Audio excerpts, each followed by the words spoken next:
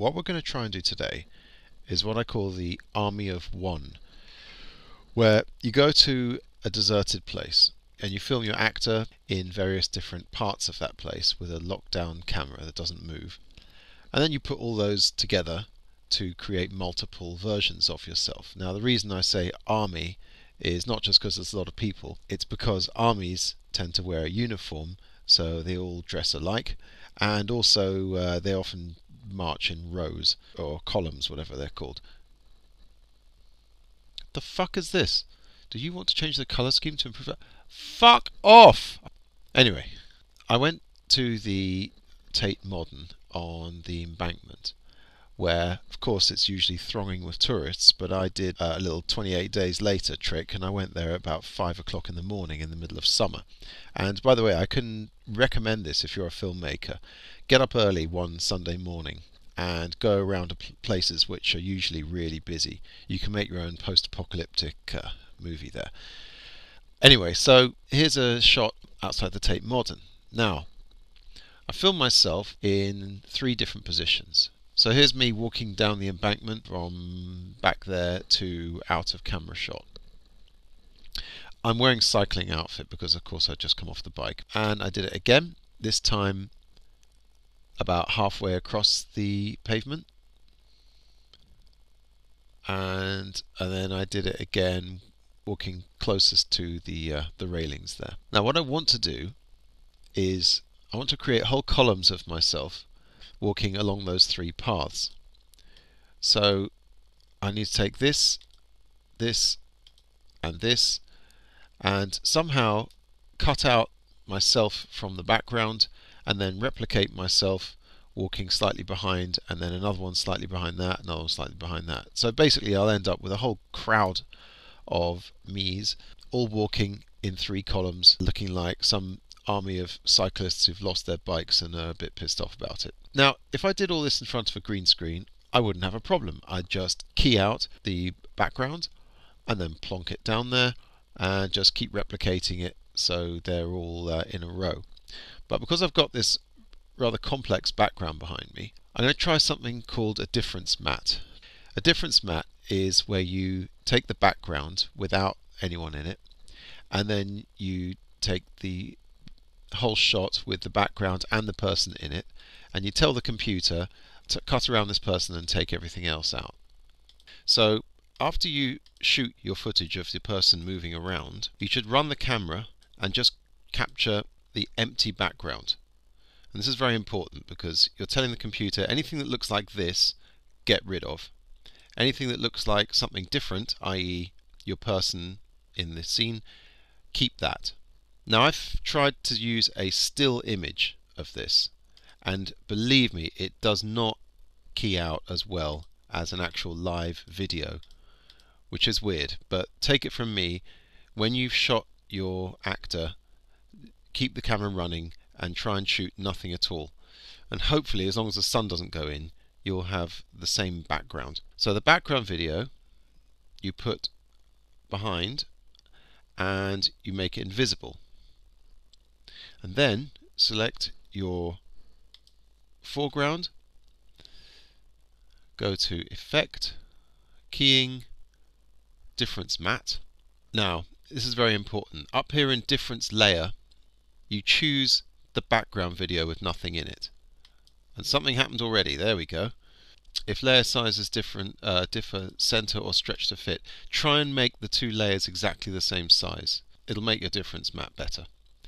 Then you got these 3 to deal with: matching tolerance, matching softness, and blur before difference. And you can see if I slide the matching tolerance back and forth, you get, whoa, too much background gone there.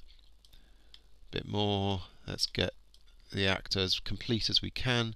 There's some background creeping in. Let's not to go too far, or you get this, and all that extra crap, although it looks interesting, will end up in your picture. So let's go find our perfect values here for tolerance, softness, and blur before difference. So that's given us, okay, not perfect, but a workable cutout of your actor. If you want to see how you're doing, put a solid in there. So put a new solid, make it lurid green, that helps. Put it behind, and there you can see all the little bits and pieces that are messing up your key there. What you can do to fine-tune your key is to add a choker. I find this one, Refine Matte, works pretty well. Alright, so we've keyed out our person. Now it's time to make a whole column of them. And this is where things get fun. Okay, so let's make some multiples. So select your keyed out image, hit Control D to duplicate the layer, and then, this is the great bit, you just grab onto that duplicate layer and you slide it around, and whoop, there I am again. There's another of me. Very good. Then, if you duplicate that and slide it back a little bit, whoop, another one. But I'm in front for some reason. I'm overlapping. That's because I've got the layers in the wrong place. So let's order these layers the other way. There we go. Now that's more like the natural order of things. Let's duplicate that again and move this one slightly back. And as you can see, these layers are now forming a kind of a step pattern. And once we put the background back in there, bingo! Okay, so we've got our column of people. Of course, I shot 3 columns of people. Okay, so there's my second row of people. And there they go, they're walking along. Let's put the background back on. Alright, now we're getting somewhere. For the back row, I didn't try and use the difference map. I used masking for that. I kept them a bit further apart, and I drew a mask around the first one that I made. You can see that each of these is a separate layer. As long as they don't walk in front of each other, you can actually get a quite nice separation between them. So let's copy these and let's put them into our comp here. And then you can just slide the layers back and forth to try and get them all lined up. So everything together makes 3 columns of people all walking in step. And here they come, the army of people who look just like me, wearing cycle helmets without bikes. Look at the shadows, that's a bit messed up. You can play around and you can get a layer that should be behind another layer. If you put it on top, it creates a very weird effect. I found this out by accident, but look at the guys on the right hand side. On top is the guy from behind, and freaky. What else went wrong? Firstly, I filmed it at a pretty low resolution, 480 by 848. That was just the resolution that the camera used. So I would do that in a higher res to start with. Also, I filmed it in sunlight with shadows falling everywhere, and the shadows messed up everything. So I would do it in neutral lighting if I did it again, like on an overcast day, so that the shadows aren't a factor. If I did it again, I would think about doing it in front of some kind of plain color background. Maybe find a building that's painted a certain color and then chroma keying some of those people instead of all this nightmare difference map. But what went right? Let's see. Well, the difference map, for all my complaints, it actually did work. I mean, it worked all right. It gave you a good sense of it. I mean, it's not Hollywood movie standard, but it was quite an education in the order of layers, like which ones go on top of where. It was kind of an education on the nature of time. And I'll show you what I mean here. What I thought I'd do after I did the army of one was I thought, well, what would happen if I put these layers much closer together so that one follows on from the other just a frame or two afterwards. And I came up with something that I call the human centipede. This is of about, I think, 32 of me, very, very close to each other. And you can see there's a certain kind of wave shape caused by all the bends there marching up each other's bums. And look at the shadows at the bottom. What the shadow was the shadow you can see there in the bottom left hand corner, all those lines of shadows. That was the shadow of me turning around and switching off the camera. So you can see every single layer, after it goes past the camera, it does a little turn and it switches itself off. It's a nice little effect, that.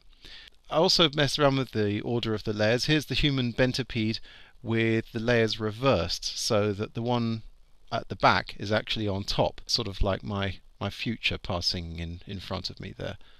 If I freeze frame on that, that's a bit weird.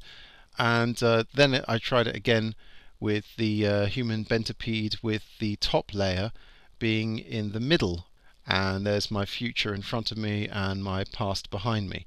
It's better to think of these things in terms of time, because then you get a sense of what it would be like to be a multi-dimensional creature and being able to see people. Well, okay, Donnie Darko did it.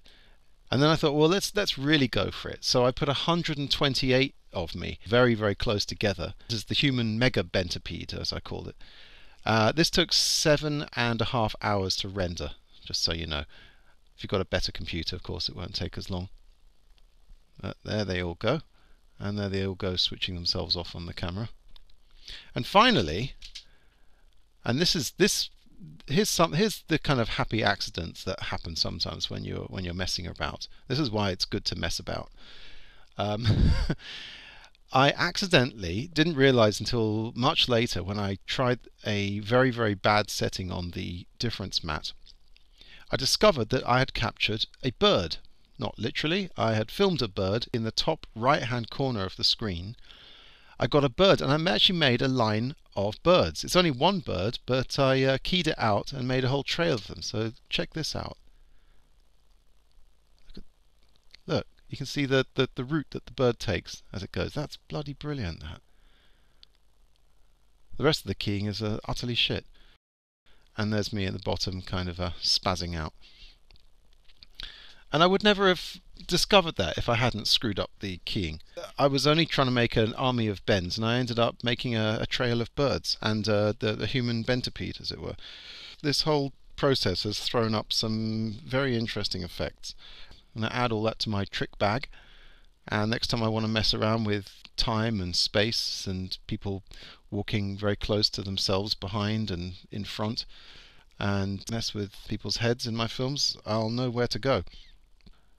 And next I'm going to film an army of one by using as my source footage someone in front of a blue screen, so I can just chroma key it out and then plonk it down wherever it's needed. So anyway, there we go. Army of one with a bonus centipede and a rather lovely line of birds flying in the distance. In a month or so it's going to be late June again, and it's going to get light super early. So I'm going to go back out there, film some high-res footage, and I'm going to mess around with some of that and come up with some more effects.